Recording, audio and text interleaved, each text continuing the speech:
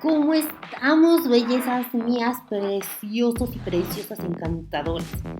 Estamos el 3 de marzo, de 1912, en Chihuahua, el general Pascual Orozco desconoce el gobierno de Madero por no haber cumplido con el plan de San Luis. Sí, aquí viene el detonante de cómo perdimos a Madero. Pascual Orozco Vázquez fue un revolucionario que empezó apoyando el plan de San Luis de Madero y después lo traicionó reconociendo el gobierno golpista de Victoriano Huerta. Orozco nace el 28 de enero de 1882 en San Isidro, en el municipio de Guerrero, en el estado de Chihuahua. En su juventud se dedicó a transportar piedras preciosas y minerales, lo que le dio un poco de dinero para mantenerse. Se convirtió en un pequeño empresario que con esos ahorros compró una pequeña mina de oro. A principios de 1900 se interesó por las ideas de los hermanos Flores Magón y en 1909, con su propio dinero, empezó a importar armas de Estados Unidos a México.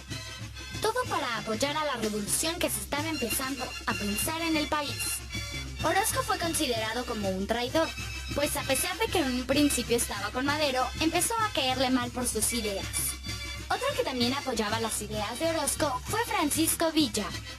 Orozco y Villa tenían algo en común, que eran hombres muy violentos, y esto fue en parte una de las razones principales por las que Orozco y Madero no estaban de acuerdo en muchas cosas. Al momento en que Madero creó su gabinete, Orozco quería el puesto de Ministerio de Guerra, pero se le fue dado a Venustiano Carranza. Esta fue la gota que derramó el vaso, pues eso hizo que Orozco organizara la traición contra Madero, la decena trágica y la victoria de Victoriano Huerta. Después de que pasaron estos sucesos trágicos para la ideología revolucionaria, Orozco intentó hacer que Zapata se uniera a él, a lo que Zapata respondió que el ejército del Plan de Ayala no se unía con traidores. Entonces fue que Orozco perdió fuerza y sabía que Huerta lo enviaría a pelear contra Villa en el norte. Así fue como perdió una batalla contra Villa y huyó a Estados Unidos. Pero fue al intentar regresar a México que fue asesinado el 30 de agosto de 1915 en territorio tejano.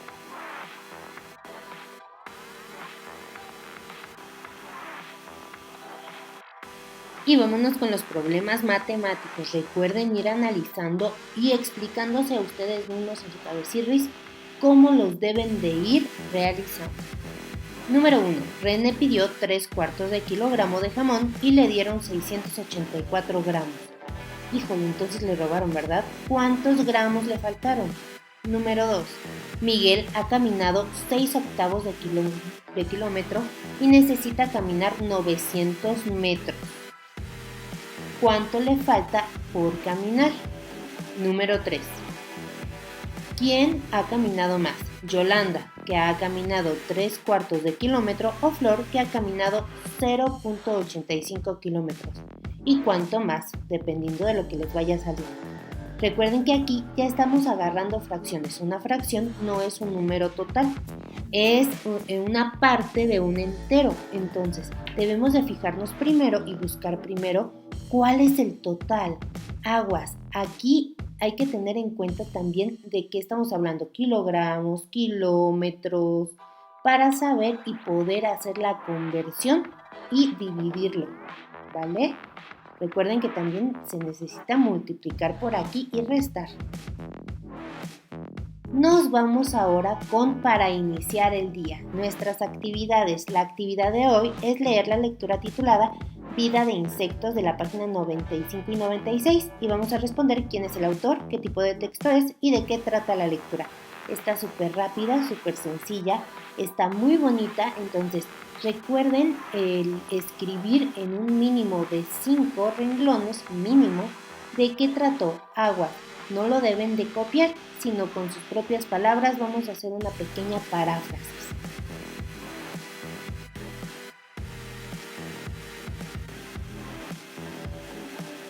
Iniciamos ahora con español, la estructura de un artículo de divulgación científica. Ya hemos visto más o menos qué es un artículo de divulgación científica, pero vamos por puntos. La estructura de un artículo de divulgación científica son los siguientes. Número 1, el título, el nombre de los autores, el resumen, la introducción.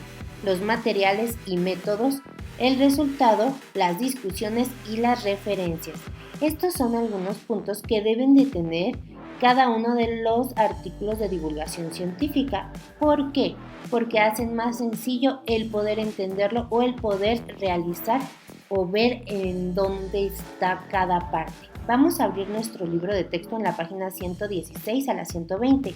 Si se fijan, aquí tenemos las diferentes partes, tanto el título, los autores, el resumen, la introducción, y ahora sí nos vamos completito a lo que es el cuerpo, ¿verdad?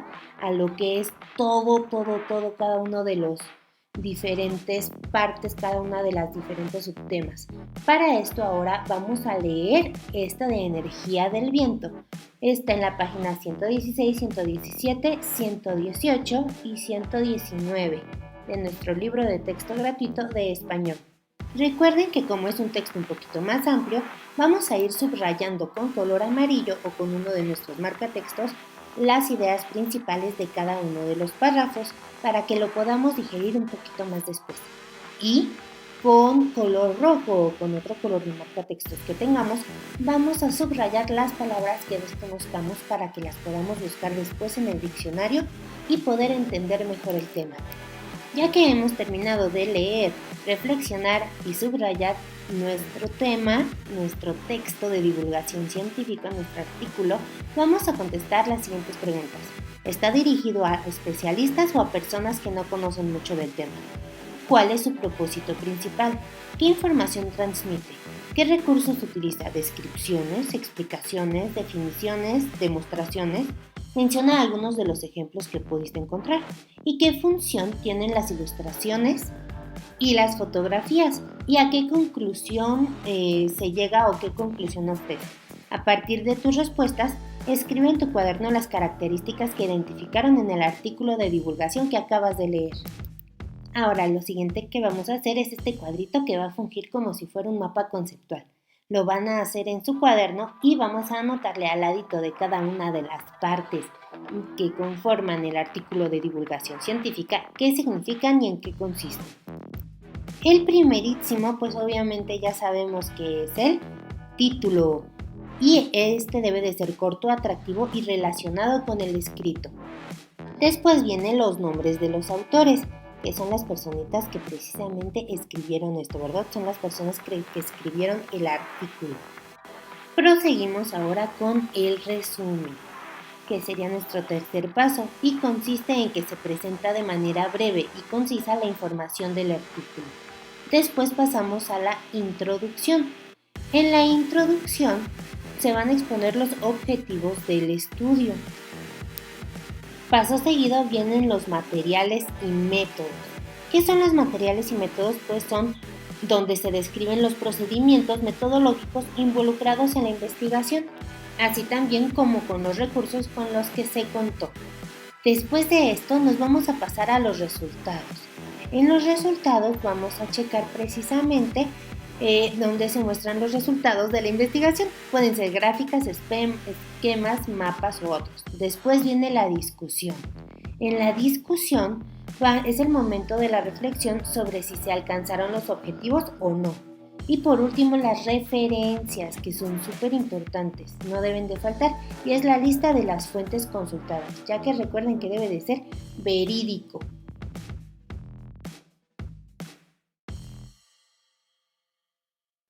Ahora vamos con historia, la Revolución de Ayutla y la Constitución de 1857. Para esto vamos a necesitar nuestro libro de texto en la página número 51. La Revolución de Ayutla. En la segunda mitad del siglo XIX, México vivía una situación difícil. Algunos de los problemas consistían en que unas cuantas personas controlaban grandes extensiones de tierra y en la existencia de los caciques, que los caciques eran personas que por su posición social y económica abusaban de su poder sobre los habitantes de una población. Algunos caciques fueron militares, hacendados y políticos. Estos caciques regionales que imponían sus intereses en el resto de la sociedad, además, la mayoría de la población no tenía acceso a la educación y se carecía de recursos económicos para intervenir en actividades productivas. En 1853, después de haber ocupado 10 veces la presidencia, Antonio López de Santa Anna fue convencido por los conservadores de regresar al poder. Durante su mandato, varias de sus órdenes causaron descontento en la sociedad.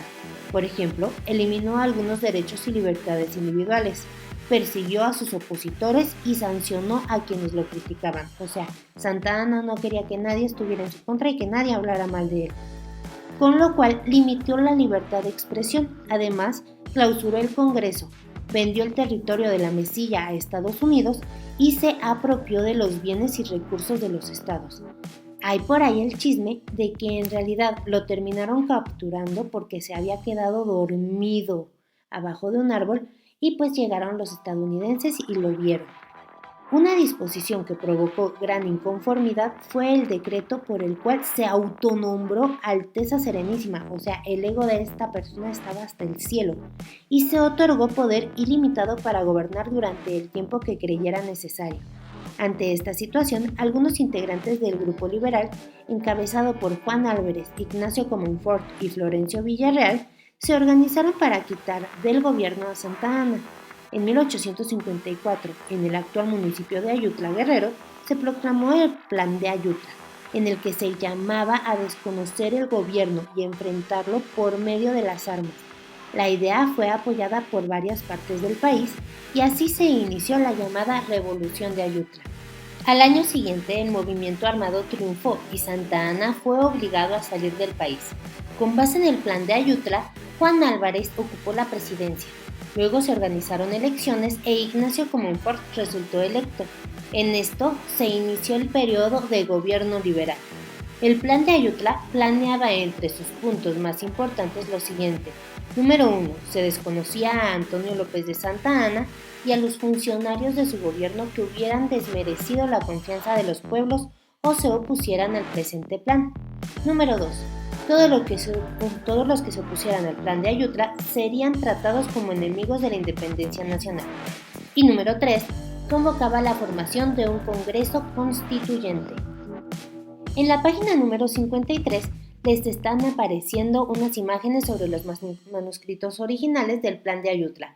Lo van a leer y van a resolver las preguntitas que están abajo de comprendo y aplico.